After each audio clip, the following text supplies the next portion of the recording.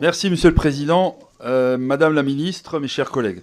Au sein de notre commission, la défense de l'environnement est parfois, pour ne pas dire souvent, un facteur de convergence.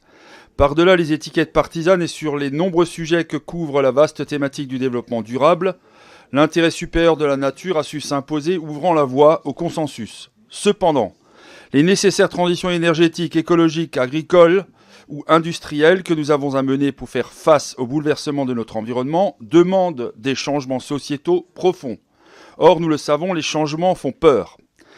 Ils attisent les intérêts contradictoires, segmentés, dressent les différents acteurs de ces transitions les uns contre les autres et biaisent tout débat.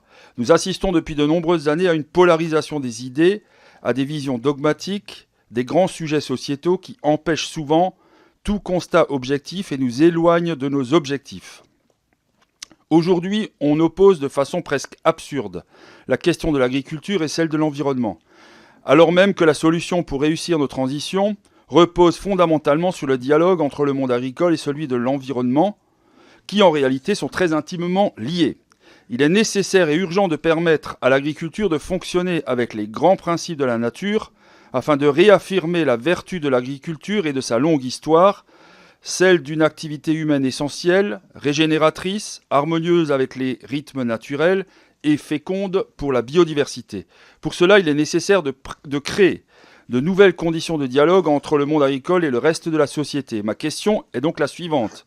Madame Jouanneau, vous dirigez la CNDP qui a organisé de très nombreux débats publics faisant participer plusieurs milliers de nos concitoyens aux décisions qui impactent leur environnement.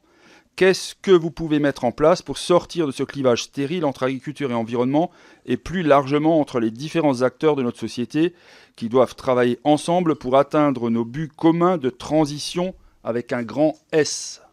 Merci.